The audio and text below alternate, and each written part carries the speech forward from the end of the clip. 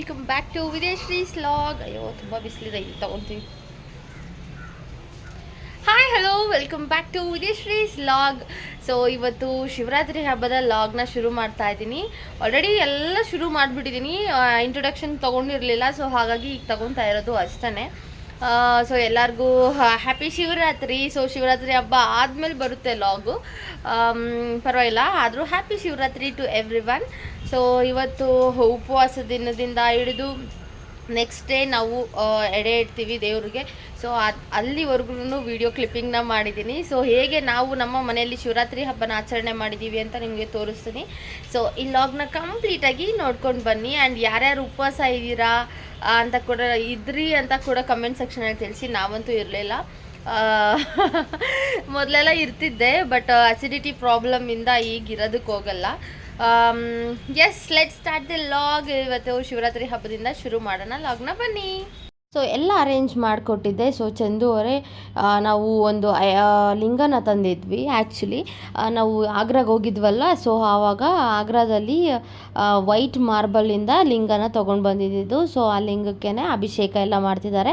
ಶಿವ ಬಂದು ಅಭಿಷೇಕ ಪ್ರಿಯ ಆಗಿರೋದ್ರಿಂದ ಶಿವನಿಗೆ ಅಭಿಷೇಕ ಮಾಡಿದ್ರೆ ತುಂಬ ಒಳ್ಳೆಯದು ಬರ್ತಾನೆ ಅಂತ ಗೊತ್ತು, ಎಲ್ಲರಿಗೂ ಗೊತ್ತಿರುತ್ತೆ. ಸೊ ಹಾಗಾಗಿ ಅಭಿಷೇಕ ಮಾಡ್ತಿದ್ದಾರೆ. ನೀರು ಮತ್ತು ಅರಶಿನ, ಕುಂಕುಮ, ಹಾಲು ಮತ್ತು ಸಕ್ಕರೆ, ವಿಭೂತಿ ಎಲ್ಲದರಲ್ಲೂ ಅಭಿಷೇಕ ಮಾಡ್ತಾ ಇದ್ದಾರೆ. ಸೊ ಆಲ್ಮೋಸ್ಟ್ ಸಾಂಗ್ಸ್ ಎಲ್ಲ ಹಾಕಿದ್ರಲ್ವ, ಸೊ ಅದು ಕಾಪಿರೈಟ್ಸ್ ಆಗುತ್ತೆ ಅಂತ ಹೇಳ್ಬಿಟ್ಟು ನಾನೇ ವಾಯ್ಸ್ ಓವರ್ ಕೊಡ್ತಾ ಇದ್ದೀನಿ.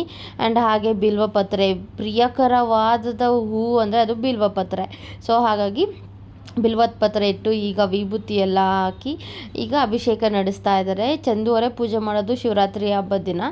ಸೊ ನಾವ್ಯಾರು ಅಷ್ಟೊಂದು ಮಾಡೋದಕ್ಕೆ ಹೋಗಲ್ಲ. ನಮ್ಮ ಅತ್ತೆ ಎಲ್ಲ ಹೂವೆಲ್ಲ ಹಾಕ್ಕೊಟ್ರು, ಅವ್ರು ಪೂಜೆ ಮಾಡ್ತಾ ಇದ್ದಾರೆ.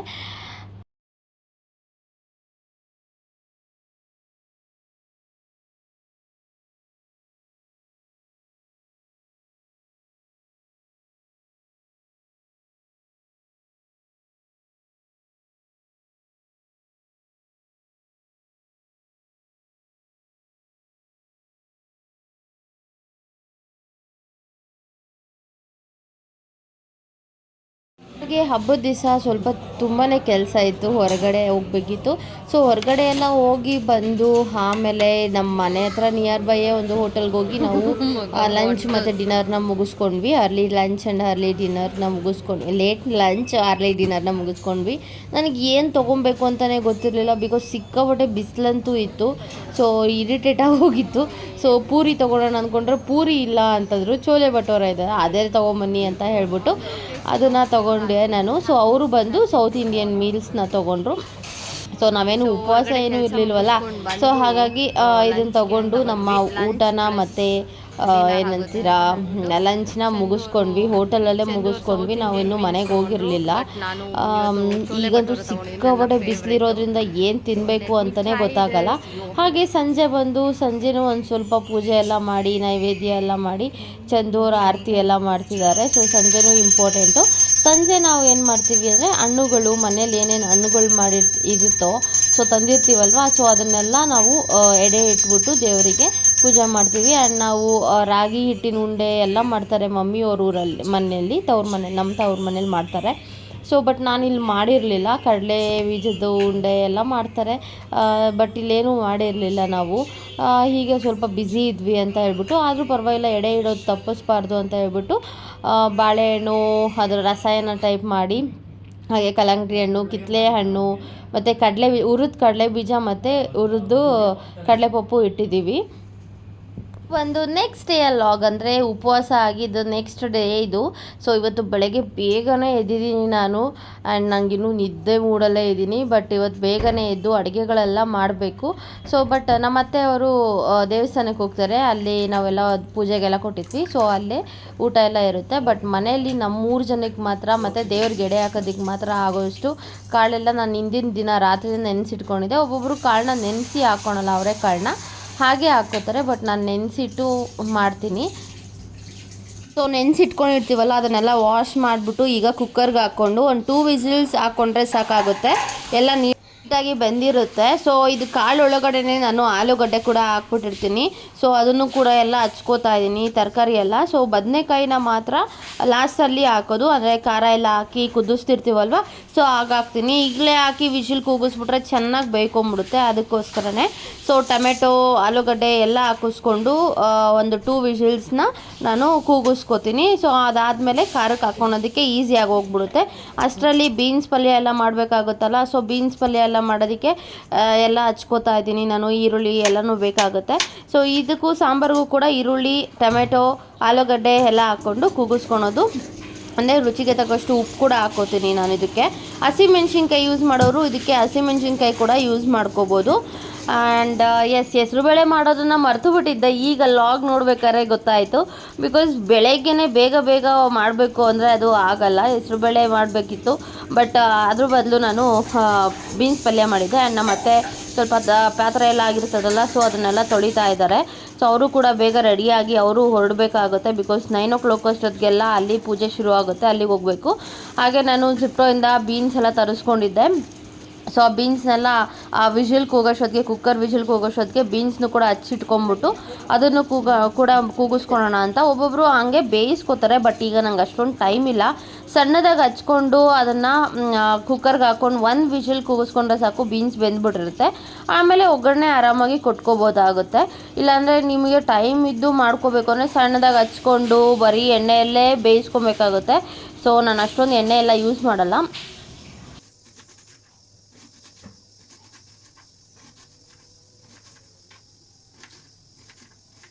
ಒಂದು ಸ್ಟವಲ್ಲಿ ಹಾಲು, ಒಂದು ಸ್ಟವಲ್ಲಿ ಸಾಂಬಾರು ಆಲ್ರೆಡಿ ಇದಾಗೋಗ್ಬಿಟ್ಟಿದೆ, ಫಿಕ್ಸ್ ಆಗೋಗ್ಬಿಟ್ಟಿದೆ. ಸೊ ಅಷ್ಟರಲ್ಲಿ ನಾನು ಬೀನ್ಸ್ ಕೂಡ ಹಚ್ಕೊಂಡಿದ್ದಾಗಿದೆ.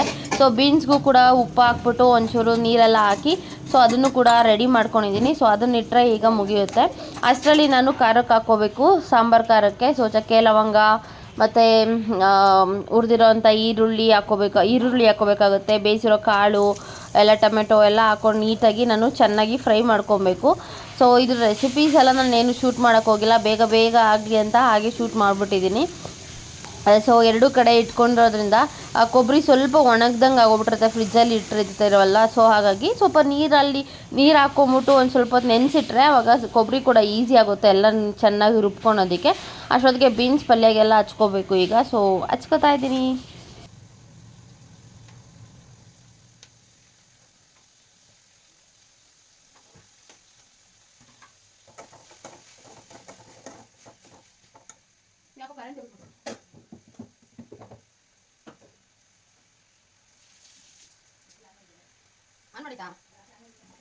ಪಾಪ ಅವಳು ಅರ್ಧ ಗಂಟೆ ಹೋಗ್ಬೇಕು ನಮ್ಮ ಮೇಲ್ಗಡೆ ತುಂಬಿಸೋದಕ್ಕೆ.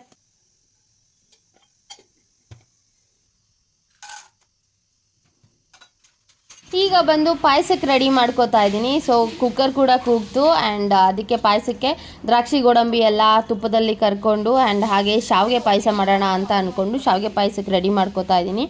ಬೇಗ ಕ್ವಿಕ್ಕಾಗಿ ಆಗೋದು ಅಂದರೆ ಇದೇನೆ. ಸೊ ನಮ್ಮ ಲಕ್ಷ್ಮೀ ಚಿಕ್ಕಮ್ಮ ಸಕ್ಕತ್ತಾಗಿ ಮಾಡ್ತಾರೆ ಶಾವಿಗೆ ಪಾಯಸ. ನೀವು ಲಾಸ್ಟ್ ಲಾಗಲ್ಲಿ ನೋಡಿರ್ಬೋದು, ಶಾವಿಗೆ ಪಾಯಸ ಮಾಡಿಕೊಟ್ಟಿದ್ರು. ಸೊ ಅದೇ ರೀತಿ ಟ್ರೈ ಮಾಡೋಣ ಅಂತ ಹೇಳ್ಬಿಟ್ಟು ಮಾಡ್ತಾಯಿದ್ದೀನಿ. ಅಂದರೆ ನೀರೇನು ಹಾಕ್ದೇ ಬರೀ ಹಾಲಲ್ಲೇ ಶಾವಿಗೆನ ಬೇಯಿಸ್ಕೊಂಡ್ರೆ ತುಂಬ ಚೆನ್ನಾಗಿ ಒಳ್ಳೆ ಟೇಸ್ಟ್ ಕೊಡುತ್ತೆ. ಸೊ ಅದೇ ರೀತಿ ಮಾಡೋಣ ಅಂತ ಹೇಳ್ಬಿಟ್ಟು ನಾನು ಕೂಡ ಸಿಮ್ಮಲ್ಲಿ ಇಟ್ಕೊಂಡು ಎರಡು ಕಡೆ ಮೇಂಟೈನ್ ಮಾಡಿಕೊಂಡು ಮಾಡ್ತಾಯಿದ್ದೀನಿ.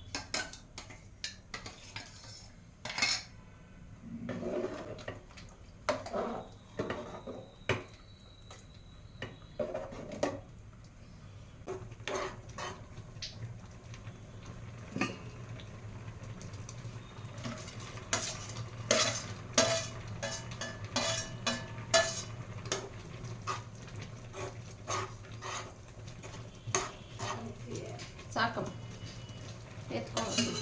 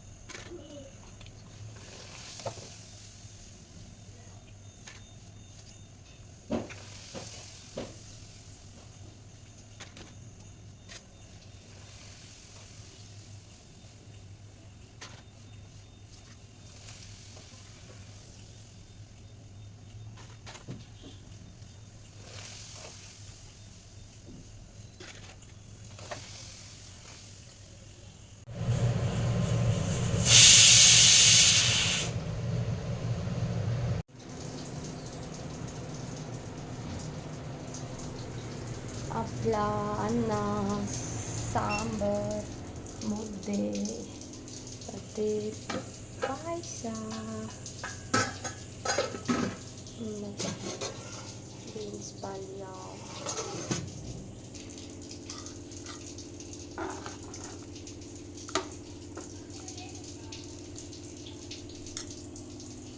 ರೈಸ್, ಹಪ್ಪಳ,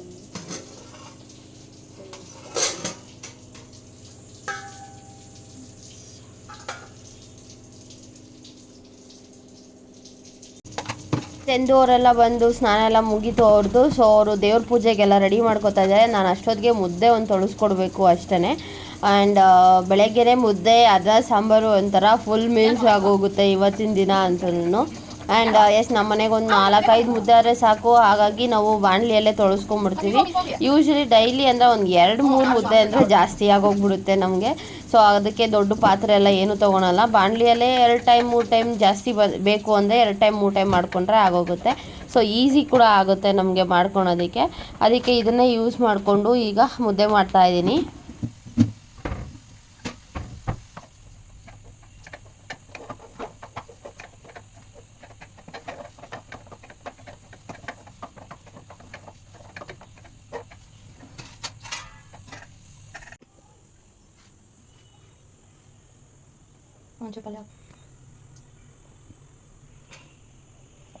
ಇಲ್ಲಿ ಪೂಜೆ ಎಲ್ಲ ಮುಗಿಯೋಷ್ಟರಲ್ಲಿ ಅತ್ತೆ ಕೂಡ ರೆಡಿ ಆದರು. ಅವರು ಬೇಗನೆ ಹೊರಡಬೇಕಾಗುತ್ತೆ.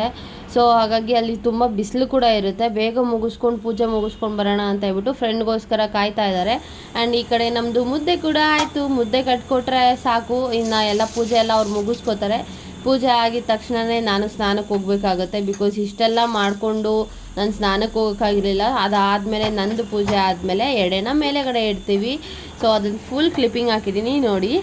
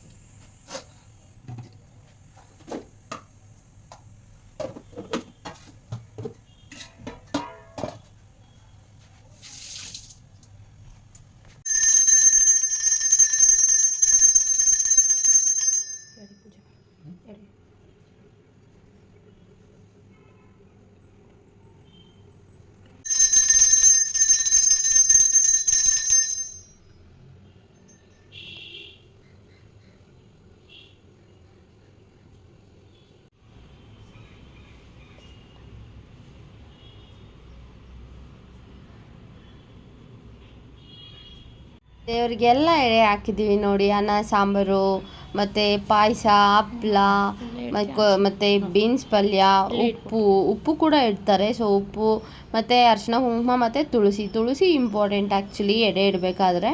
ಆ್ಯಂಡ್ ಒಬ್ಬೊಬ್ಬರು ತುಳಸಿ ದೇವ್ರಿಗೆ ಇಡಲ್ಲ ಶಿವಂಗೆ ಅಂತ ಹೇಳ್ತಾರೆ. ಇಲ್ಲ, ಇಡ್ಬೋದು, ಬಟ್ ಶಿವರಾತ್ರಿ ಹಬ್ಬದ ದಿನ ಮಾತ್ರ ಇಡೋ ಹಾಗಿಲ್ಲ ಅಷ್ಟೇ.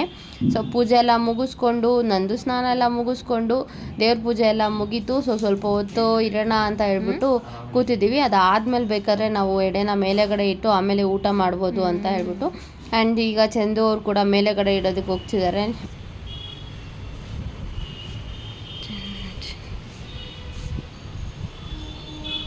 ಮುಗಿಸ್ಕೊಂಡು ಸಂಜೆ ಅಂಜು ಅಕ್ಕ ಅವ್ರ ಮನೆ ಹತ್ರ ಹೋಗಿದ್ವಿ. ಸೊ ಅಲ್ಲೊಂದು ಸ್ವಲ್ಪ ಟೈಮ್ ಸ್ಪೆಂಡ್ ಮಾಡಿ